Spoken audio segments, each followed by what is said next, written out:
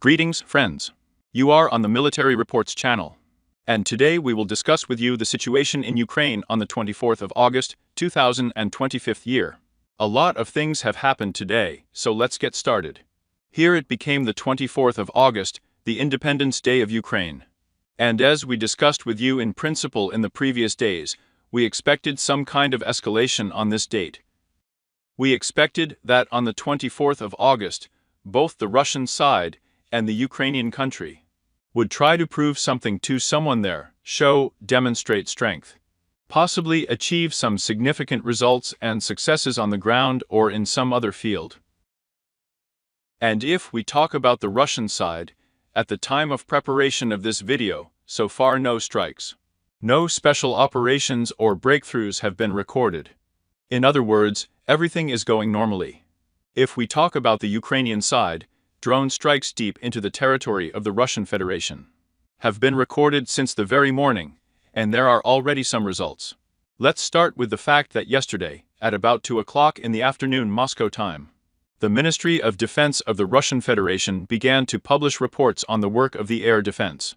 Yesterday, according to the Ministry of Defense, in the period from 2 to 5 in the evening, 32 Ukrainian drones were shot down, almost over the entire southwestern part of the Russian Federation. A little later, the Ministry of Defense issued another report, and later, in the period from 5 to 11 in the evening, it was possible to shoot down 57 more drones over Bryansk, Kaluga, Smolensk, Kursk, Tver, Novgorod, and so on and so forth. And this morning, on the 24th of August, the Ministry of Defense made another report, the third actually, according to which, in between, 95 more drones were shot down during the night. In other words, as we see with you, quite a large number of drones were launched by the Ukrainian side. Also, Ukrainian sources are distributing this picture, where we can observe with you. Observe the approximate flight routes of Ukrainian drones. As you can see, the strikes were carried out mainly in the direction of Moscow, and further to the east, and, of course, the southeast of the Russian Federation. Again, according to the Ministry of Defense of the Russian Federation, more or almost all of the drones were destroyed. However, from the very morning of the 24th of August, the Ukrainian side still began to publish video materials about the strikes last night, and one of the strikes, according to information from open sources, fell on a special gas station, Novatek gas station for gas concentration, located in the St. Petersburg area. This station is located along the Baltic Sea, and there are objective control shots published by the Ukrainian side, where we can observe a fire that was formed as a result of the strike. And of course, if we talk about this video, I would say that there are much more questions, or rather, there are much more questions than answers. Let's start with the fact that even if we analyze the map of the flight of drones, in fact, and according to open sources, strikes in the northern direction by the armed forces of Ukraine were not recorded. We see with you the strikes were in the direction of Moscow, to the east, as well as in the southeast direction. Moreover, if we generally calculate the distance, let's say, from the border with Ukraine, somewhere in the area of the settlement of Chernihiv and in the Chernihiv region, and let's say, if we take into account the fact that most likely Ukrainian drones have not flown on the territory of the Republic of Belarus, then the approximate distance from the north of Ukraine to St. Petersburg to the point of, let's say, impact, is at least 900 kilometers plus or minus. That is, well, it is difficult to assume that Ukrainian drones could fly such a distance. And again, most likely the blow was not struck in this way. Moreover, if we look again at the frame of objective control, then we see with you already directly the consequences of the blow. And what caused the actual blow is still unknown. But there are like 3 possible versions in total. It is possible that the Ukrainian side pulled off an operation like a spider web when drones from some trucks that plied on this site struck this object. Or the blow could be delivered from the territory of, let's say, the Baltic Sea. For example, Ukrainian unmanned drones or boats could come close, let's say, to the coast of the Russian Federation. And from these points strikes with the use of drones could be carried out. Let me remind you that the Ukrainian side has already processed approximately such maneuvers and tactics in August in the Black Sea area. Let me remind you that at that time, there was also an attempt to approach the same Crimean peninsula at a minimum distance, in order to strike at the positions of the Russian Federation on the Crimean peninsula. However, then this attack was not successful. The Russian side identified the positions of Ukrainian infertile, and all drones were destroyed. Moreover, the Ukrainian side tried to pull off a similar attempt in the area of the Kenbergskaya Spit. If we talk about this strike, which took place on the 20th of August, it was more successful for the Ukrainian side. Here we can also observe first the approach to the Kenbergskaya Spit on a drone, on the back, or rather without a crew boat. After which drones are launched from the boat, which strike at the positions of Russian units. In other words, we see for ourselves that during the first half of August, the Ukrainian side actively honed and practiced this technique. Perhaps, today, on the 24th of August, this technique was transferred to the Baltic direction. And the blow was struck, perhaps in this way from the territory of the Baltic Sea. And of course, no one rules out the version that the strike could have been carried out from the territory of some European state, since this was also repeatedly stated during a special military operation, that there were cases when drone launches were recorded from the territory, perhaps as in Finland, as in Estonia. Perhaps this is just speculation, and perhaps also a working theory. In other words, we will wait for additional information. The most important episode in fact, in the safest possible point of the Russian Federation. A blow was struck at the most important object of the energy infrastructure, of course. Such a blow will be followed by a response from the Russian Federation, which, apparently, will not take long to wait. Then we will move with you to the line of contact and walk along the entire front line. And we will start with you now with the most probably active, one of the most active and important areas.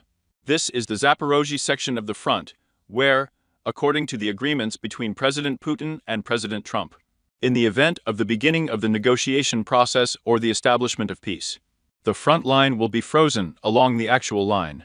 So the Russian side clearly understands that the more territories Russian units manage to pass these days and months, the more territories under the peace treaty can fall under the control of the armed forces of the Russian Federation and Russia as a whole. Therefore, today it is quite hot and active here, and Russian units are attacking from Kamenskoye to the north towards Stepnogorsk, restoring control over those territories that were lost during the last Ukrainian counterattack. According to separate cartographers, including pro-Ukrainian content, the armed forces of the Russian Federation again managed to significantly expand their positions, both on the territory of the settlement of Plavny and northeast of Kamenskoye. The Russian army is gradually moving towards the settlement of Stepnogorsk, and it is worth expecting an intensification of hostilities in the near future. It is still difficult to say whether the Russian army will come straight to the storming of Stepnogorsk, or whether Russian units will leave northeast in order to bypass the settlement of Orkhov, as well as reducing the distances to the main supply arteries of Orekhovo, which runs northwest from Orekhovo towards Zaporozhye. This is the road N08. But if we talk about the Zaporozhye area in general, then, as we discussed with you the previous days, the offensive here is coming not only from the west, but not only from the southwest in the area of Stepnogorsk-Kamensk. The Russian side still strikes the main blow to the east, towards the walking field, advancing from the settlements of Velikaya Novoselovka, the Harvest Mosquito. Here, the Russian army, as part of the Vostok group of forces, is advancing on a broad front. Over the past day, the advance of Russian units has been recorded again. Today, according to pro-Ukrainian cartographers, the Russian army managed to come close to the settlement of Kamyshevaka. Moreover, according to pro-Ukrainian cartographers, the southeastern part of Kamyshevai is already marked as a gray zone. In other words, the assault on the settlement actually began today. Pro-Western experts, centers, naturally sound the alarm, saying that the Russian army is actively advancing, and actually not meeting any resistance on its way from the armed forces of Ukraine.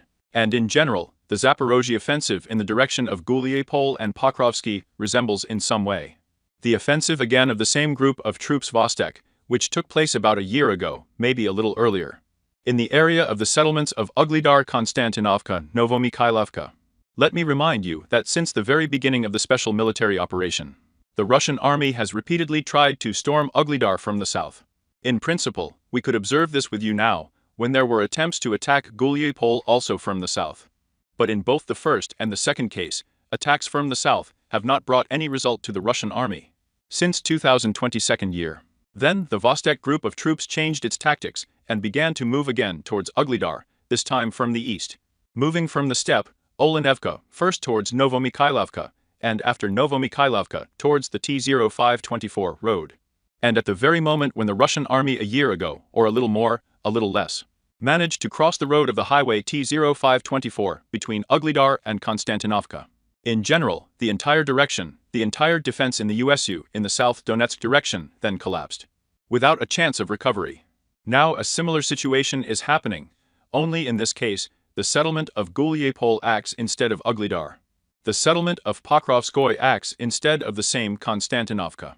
The two settlements are connected by a small road R85, where the Russian units are moving now. The task is quite simple in words: to go to the middle of the road in the area of the center of this road, cut it physically. Cut the Pokrovsky-Gulyapol, cut it off from supplies. And according to the idea, apparently, this operation should lead to a complete collapse of the front line in the Zaporozhye area by the armed forces of Ukraine. In general, there is a fairly high dynamics here, but again, I would like to remind you, pay attention, that the Russian army has approximately overcome only 30% of the entire route, and here, in fact, the offensive is still at an initial stage. Apparently, based on the pace of the offensive, we should expect the possible beginning of hostilities behind Pokrovskaya. Walking the Polish line, the R85 road, either closer to winter, if any offensive will be celebrated in winter at all, or already in the spring of 2026 year. Perhaps, under some, say, unforeseen circumstances, the Russian army will be able to break through the front line and approach this highway again by November, perhaps by the end of October. But then this in itself will indicate a complete collapse of the defense of the AFU already on the eastern flank of the Zaporozhye section. The Ukrainian side, I remind you, trying to disrupt the Zaporozhye offensive, is trying to counterattack in the western Donetsk sector, concentrating its units on the territory of such settlements as Gavrilovka, Ivanivka. The Russian army has been inflicting massive defeat, fire strikes on the positions of the armed forces of Ukraine, both on the territory of Ivanivka and on the territory of Gavrilovka 4 days in a row. Strikes are inflicted by FABs, multiple launch rocket systems, and barrel artillery. The Russian side is trying to disrupt the formation of assault groups, which subsequently cross the Volchi River to develop an offensive towards such settlements as Tolstoy, Zorkolyk, Mirnaya, and Novokodskaya. Fighting continues here. The Russian side understands the importance of the Zaporozhye direction, therefore, in general, the absence of any adjustments in favor of the USU for the second or third day in this area suggests that most likely the front line has been stabilized. Then we are moving with you to the Pokrov direction, from where a lot of interesting news comes. Let me remind you that literally from yesterday or the day before yesterday, the active bombing of both Pokrovsk, Kramatorsk and Konstantinovka began. A huge number of aircraft are used. Bombs are raining down like rain, dozens of explosions are recorded, and in general, everything reminds us as if some new stage of hostilities is beginning for the Pokrov agglomeration, for Konstantinovskaya as well. And let me remind you that just yesterday, some pro-Russian experts noted the beginning of assault operations in the east of Mirnograd. As a result of the fighting, Russian units managed to take control of a large number of strong points in the fields east of Mirnograd. The most important strong points. Here, as we see with you, there is a very wide and extensive, rich network of supports, very different shapes, they are very powerful, which have been built around the perimeter of the World Award for quite a long time. And according to pro-Russian experts, a certain part of these strongholds came under the control of Russian units. But it was still the 23rd of August. Moreover, according to this configuration, it is easy to see that individual groupings in the forest on this site may have been surrounded. But today, on the 24th of August, absolutely different information is being published from this section of the front. Again, footage of objective control, FAB strikes and air strikes are published both on civilians in the area of the east, the eastern part, and on positions in the Shakov pocket. But this is not the most interesting news. Today, from the very morning, information began to arrive about a certain breakthrough, possibly by a unit of the armed forces of Ukraine in the direction of the settlement of Mirnaya, as well as in the direction of the settlement of Malinovka. It's hard to say how much you can trust this news, but in general, Absolutely everyone is discussing this information today. Both pro-Russian and pro-Ukrainian experts and cartographers. At first, information was generally received that the Ukrainian side began to use the tactics of small assault groups. But 2 or 3 Ukrainian soldiers, who gradually also began to leak. Not through the solid line of defense of the armed forces of the Russian Federation. From the settlements of Nikolaevka, the southern part of the new economically, towards Mirny and Malinovka. In other words, we see with you how there is a rapid adaptation to the tactics of Russian units. And literally 2 or 3 weeks have passed since the active use of this tactic by the Russian Federation. The Federation on the breakthrough line of the northeastern and Pokrov agglomeration. As already now the Ukrainian side is gradually beginning to adapt to apply similar tactics to Russian positions. But at first it was just a publication of a post, perhaps some distorted information from the front line. But a little later these shots of objective control appeared, according to which they were geolocated. Here we can observe with you Russian, not Russian, but Ukrainian attack aircraft, from these sabotage and reconnaissance groups, that move along this forest belt towards the settlements of Mirnaya and Malinovka. A little later, information appeared, possibly stuffing, but according to Ukrainian sources who published this video. We can see with you Russian soldiers who allegedly complain about the poor state of affairs on the territory of the settlement of Mirnaya, who request evacuation. A little later, the Ukrainian side distributes video footage of individual Russian soldiers being captured in the west of Malinovka. In other words, if we summarize everything that has been published over the past 24 hours, then according to separate sources, both pro-Russian and pro-Ukrainian, the armed forces of Ukraine managed to infiltrate between, let's say, the joints of the defense of the Russian Federation. Between the newly economic Mirolyubovka and return, enter the territory of Mirny and Malinovka. At the moment there is an attempt to hold this bridgehead. It's hard to say how much you can trust this news. Now we are just discussing what was published and what was noticed not only by Ukrainian sources, but also as another media victory. But in general, this information is partially indirectly confirmed, sometimes directly, and by very reliable pro-Russian sources. In other words, we will observe how the story will unfold here. But this is definitely some interesting idea on the part of the armed forces of Ukraine, the purpose of which is also, apparently, primarily to sow panic and prevent further advance of Russian units at the breakthrough point, where, let me remind you, the fighting continues according to certain pro-Russian reliable experts. The armed forces of the Russian Federation managed to reduce the distance to the settlements of Sofievka-Shakova. But at the moment already from the east, the Russian army actually came close to Sofievka, and, according to sources, the distance from the advanced positions to the settlement itself is already in the region of 1.5 kilometers. That is, if we talk directly about the farms in the east of the settlement, assault operations may begin already in the next night, after which the Shakovsky boiler will be finalized without a chance for Ukrainian units to evacuate. There is a hard fight going on. Let me remind you, it is here that the general battle between the units of the Russian army and the units of the armed forces of Ukraine is taking place right now. And everything depends on the results and the course of this general battle, and the negotiation process, and a possible company, a military company of 2026 year, perhaps to some extent, even a surrender. We will be watching how the story will develop further, but there is definitely a lot of very interesting news to be expected here in the near future. Then we are moving with you to the Konstantinovsky section, where the Russian army also went on the offensive again, on the western coverage of the Kalabanbek Reservoir. At the moment, the Russian army is focused as much as possible on cleaning up the strongholds located north of Alexander Kalinav's Yablunovka. In fact, this is the last line of defense before the start of the Konstantinovskaya agglomeration.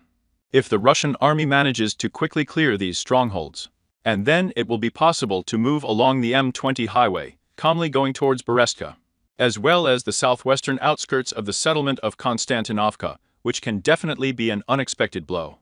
Moreover, let me remind you that these days there are very active heavy battles for the southeastern part of Konstantinovka. And of course, the Russian army is constantly pressing south of Konstantinovka in order to squeeze out Ukrainian units from the side of Pleshayevka and Ivanopol.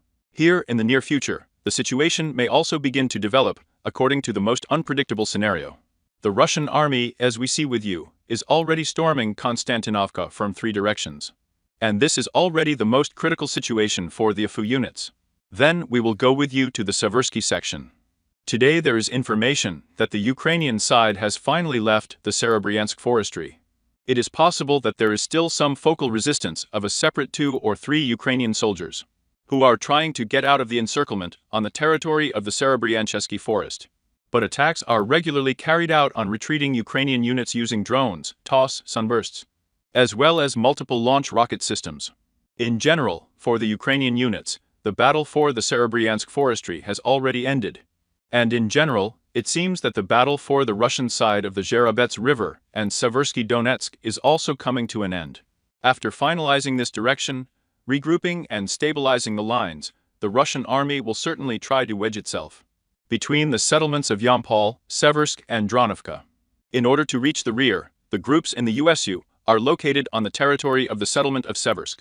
Here too, in the near future, all scenarios, the whole story, can begin to develop as much as possible according to an unforeseen and unpredictable scenario, mainly for units of the armed forces of Ukraine. And that's it, dear friends. The Military Reports channel reminds you that we condemn any violence in the world and call on all parties to start immediate negotiations and resolve all problems diplomatically. Thanks for watching. Subscribe to the channel, put your likes, and all the best to you.